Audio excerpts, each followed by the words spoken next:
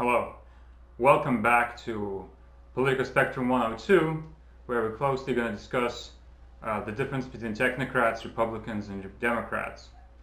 I hope you enjoy this little presentation, and I hope you learn again valuable lessons how technocrats and Republicans and Democrats are different or similar, and you have a better understanding where we stand. So, thank you again.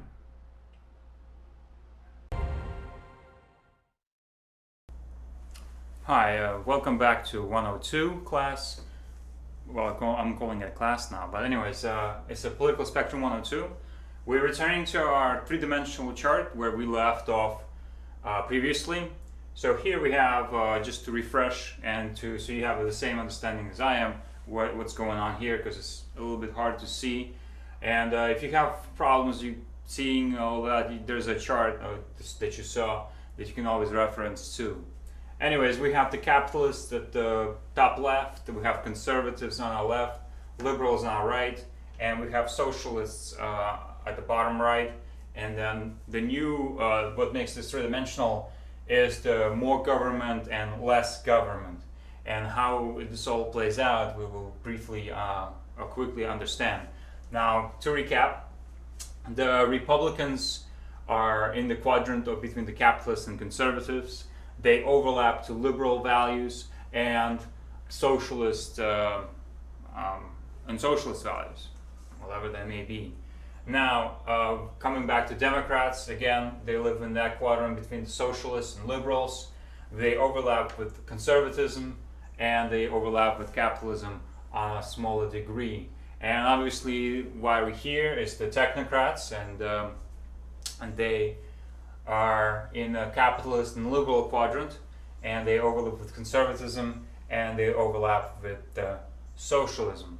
So now, coming back to Republicans, we will start off by identifying that in general Republicans value more, in some cases, especially now, they have been polarized to the extent where their religious view, mainly Christian, have particular value in their policies, particularly in the pro-life choices, and they're not necessarily too happy with immigration, in a sense illegal immigration as it's being emphasized by Trump.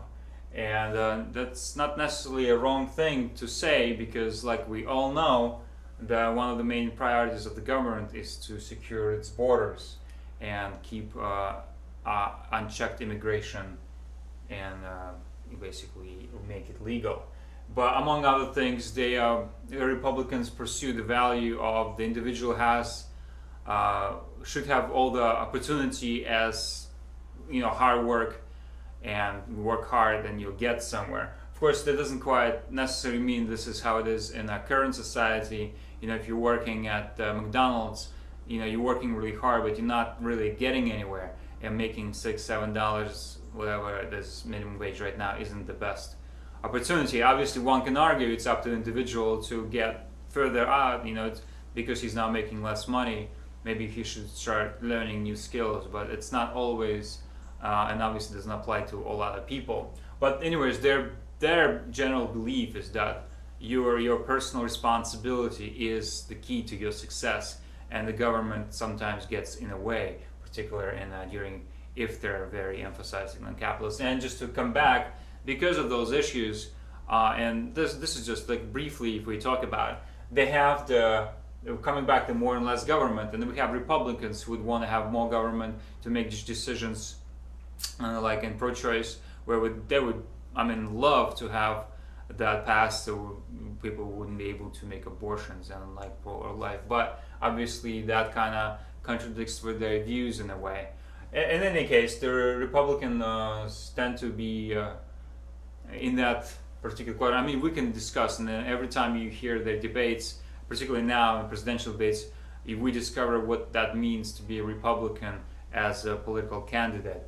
Now, and fundamentally, you don't really know where they stand. What matters is their voting base, right? So the people who vote for them.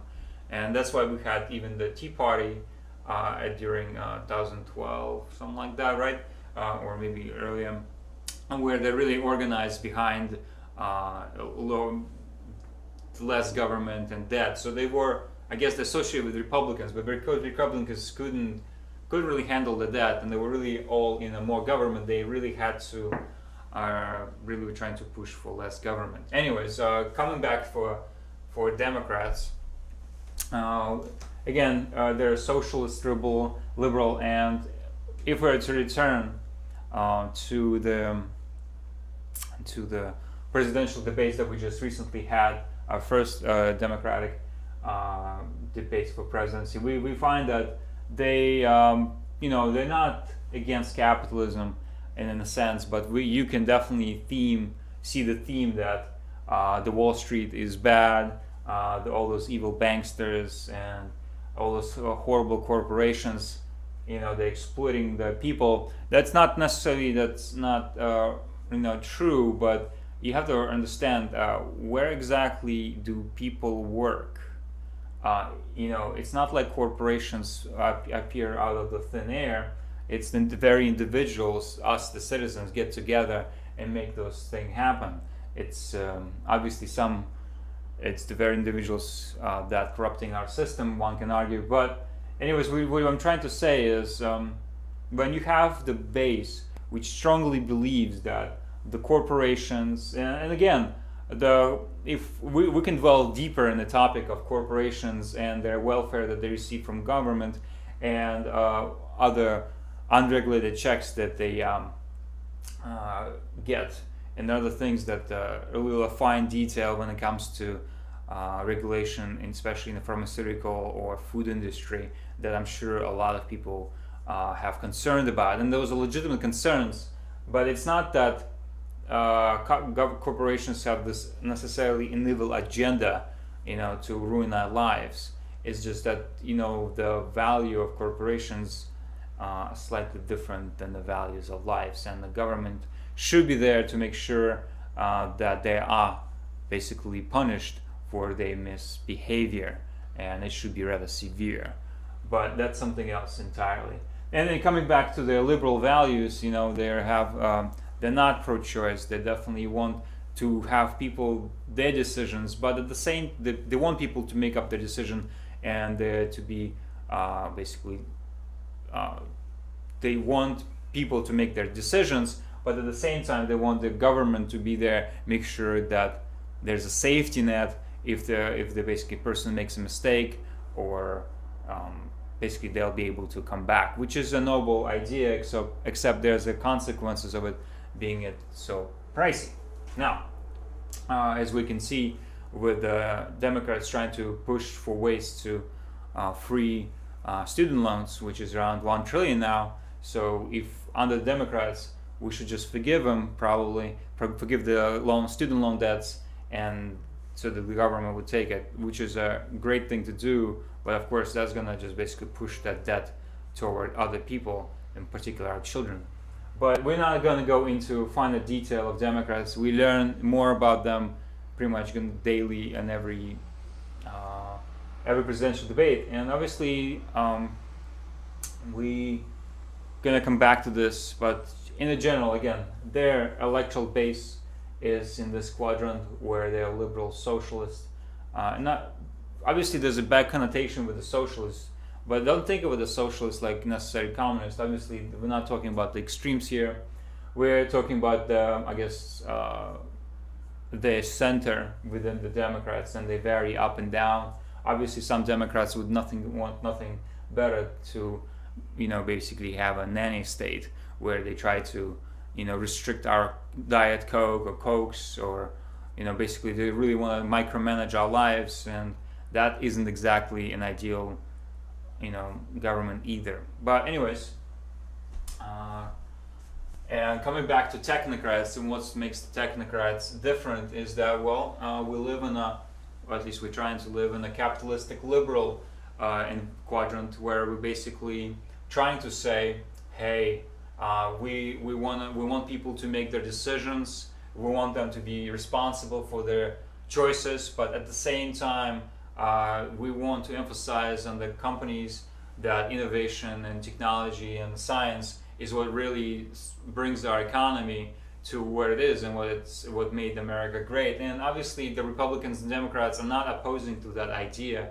The only problem is because of their bases, they really are not able to elect themselves on that particular platform. Where we, as a new political party in our movement, we have the flexibility where we do emphasize on technology, and we see that the government 2.0 is something that we need to strive on and strive to, because there's a lot of learned values and learned lessons we have discovered through information age, and we can see that a lot of that can be applied to the government, and not just the government but all spectrums of our lives, in the sense that by increasing our technological powers and prowess, we'll be able to liberate ourselves to do more and to be able to achieve our liberty and prosperity. It's not that the government should give us the hangouts, or that a government should abandon us. It should be more that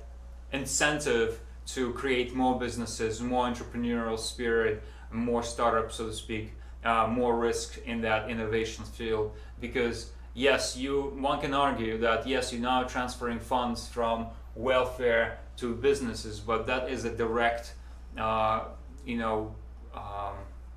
funding to individuals and other venture capitalists who are creating jobs, and they are creating income for the people to spend money on, and we can tax them. So where in here welfare is more or less going into nowhere, where people are more likely to get stuck, and especially if the welfare gets bigger and bigger, and we can see already that the population is less willing to go for low or medium wage jobs instead of actually working. So we are hurting our economy. And besides, I hope it doesn't strike as a shock to anyone.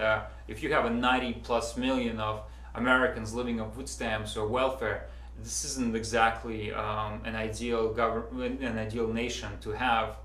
And that's something Republicans are really fighting for, and it makes a lot of sense. And Democrats can't really do much about it because they're stuck in their base. Because once you figure out that, if you keep, the problem, let me step back here, is there is a reason why our founding fathers didn't like democracy, and why our nation is republic by representatives and in private property. The concept of private property is very critical, because our bodies are private properties, and nobody has the right to necessarily do and say to us. Well, they can say, but not do to us without our consent, unless we break laws and stuff like that. Anyways, is that when the Democrats figure out, well, if you keep doing the welfare for those poor and people in need, and then you have the growing number of those individuals, well, they're going to keep voting for Democrats, and they're going to keep increasing their welfare state, which obviously is going to turn out into bankruptcy, because we cannot continue to print money without radical change to our economy, which we're going to discuss at some point later in our presentation. It's not going to be Spectrum 103, I assure you. But anyways, and Republicans obviously, they have the problem is unfortunately the reality of this. You may have the ideal, the noble concept that every individual should be able to work hard and strive and succeed, but that's not always the case, because the reality is much more complicated, and we have to respect the reality of the situation, where indeed at the moment we do need to have a welfare state in place, because, well, unfortunately Republicans themselves are not finding the solution, and because they're so in that value of the conservative capitalism that they become so opposite. And this brings us to the Technocrats, that basically is the middle ground for those two parties, hopefully to combine or join some sort of compromises, where if they don't, we're just gonna storm through their unfortunate inadequacies. So coming back to Technocrats and what I guess I have to talk about a little more, what makes them us. I just want to emphasize on the fact that it's not that Democrats are not willing to fight or pursue technological innovations, or the Republicans to some lesser extent. They're obviously pro some advances, but at the same time they not necessarily see the government as in itself as a tool to emphasize our innovation and our entrepreneurial spirit, even though they do, but they're not, that's not their base. They're not really going out of their way to pursue those things, or like we will for American citizens, because I think an American, they have a great fascination for companies like Google and Apple, and we love their product. But I think it's not just about them; it's also about applying their expertise and um, just in general American innovation spirit. In the innovation spirit, that doesn't sound right in those wordings. But anyways, that will allow us to break away from this vicious cycle where we stuck within people who just want to maintain somewhat in status quo, and a little bit more eccentric, and Democrats who want to be even more eccentric in the sense that they want to just help everybody. Both of these systems have their role in government, and they're definitely not, they're not the problem per se. They just have been so polarized, and they've been at each other for so long that the party's really been divided. It's just, I hope you understand, without the third system, even if it's not technocrats, but it's just not, it's not a long sustainable political system anymore, where we're literally running out of cash, and this cannot sustain, cannot be forever. So I hope, and again, we'll continue to talk. We'll next conversation we'll continue to talk about more explicitly about technocrats and how we're gonna start doing the thing we want to do in the politics and in the government. But again, emphasizing that and I just want to quickly come back to, not come back, but rather just to talk about we talked about the Tea Party, how they fit. One can argue the Tea Party, they want less government, they kind of associated themselves with Republican, and they somewhat conservatives. They weren't really capitalists. Remember, they didn't like the fact that we bail out the bankers. And trust me, under technocrats, the bankers would not have been bailed out. They would have folded. We would have let our free market take place. Yes, it would have been a pretty bad experience for everybody, but at the same time, I'm quite sure the capital and the markets would have quietly regained themselves much stronger. We failed at the free capitalism that we all think we have, but now we no longer have that, and we need to really stop it. Anyways, again, this is just my opinion as one of the technocratic voices regarding that opinion, and hopefully there will be others who will raise their statements. Now, coming back to Tea Parties, let's say there will be probably, less government, they're more conservative, and they're somewhat capitalist. So if we just go like right, three-dimensional, maybe they were around here, right? Tea Party. And just to give you a quick understanding, like you see this cube, I want you to look at each quadrant. It's like three-dimensional cube. So this would be the Republicans. So this would be a vertical line would be more government, less government. Same goes for technocrats and Democrats. So there's an expression, everyone lives in their bubble. Literally, everyone is in their bubble when it comes to politics. And so coming to Democrats, we have a Green Party somewhere there. So they're probably more socialist and like more liberal, so they could be more here, and probably more government. So Green Party here maybe, right? Green Party, which is they're not necessarily have some success going to the Congress, but they're quite successful into going to local state government, which should be recognized. Now, with technocrats, again, this is only the beginning. I'm sure the individuals within the party itself will find themselves not necessarily united, but divided, even in the sense where where we want to be at in terms of more or less government, and that's a natural progression. And that's why we have debates among the party members for presidential election and even Congress and stuff. So again, um, individual responsibility, government safety net. I think Roosevelt, New Deal, right? Where we decided to print a lot of money and do a lot of government works and to create the safety net, social security, which is obviously a reasonable thing, but not when people can live up to 120 years healthy and all that stuff as technology advances. So we're gonna have to radically rethink our policies in that. Not necessarily when it comes, but really gotta have that dialogue, and there's our incentive will continue. I think healthy nation is a strong nation.